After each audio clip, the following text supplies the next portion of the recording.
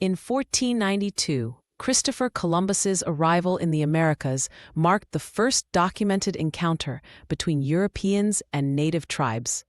Historical records show that the Taíno people initially greeted the explorers with curiosity, offering gifts like cotton and parrots.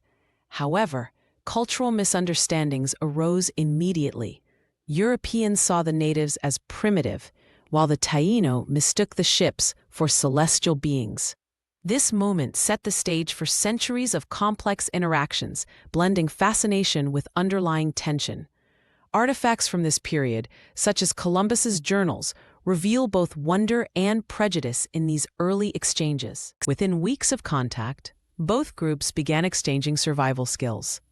The Taíno taught Europeans to cultivate cassava and use hammocks, while the Spanish introduced metal tools and wheat.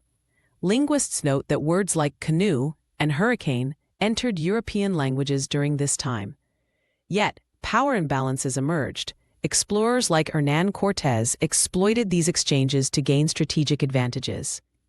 A 1511 account by Bartolomé de las Casas describes how natives mastered Spanish farming techniques, but were later enslaved for that knowledge. This period highlights how cultural sharing was both a bridge and a weapon. The most poignant accounts come from 16th-century legal documents, where Spanish priests recorded marriages between natives and settlers, often against colonial laws. One case in 1542 Mexico involved Malintzin, the Nahua interpreter for Cortés, who bore his child but was later erased from official narratives.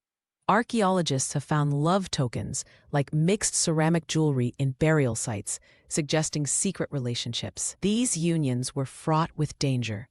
A 1537 decree by Queen Isabella explicitly banned carnal relations with natives, punishable by exile.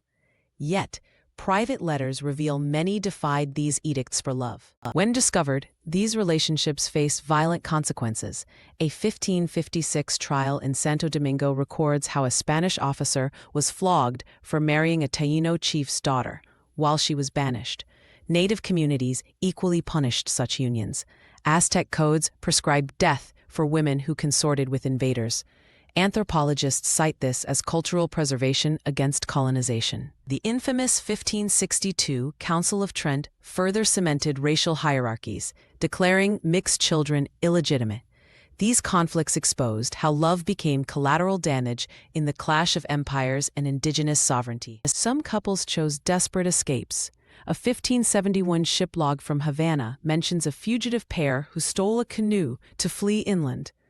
While their fate remains unknown, their story parallels modern DNA findings. Today, 15% of Puerto Ricans carry Taíno ancestry, proving such unions persisted.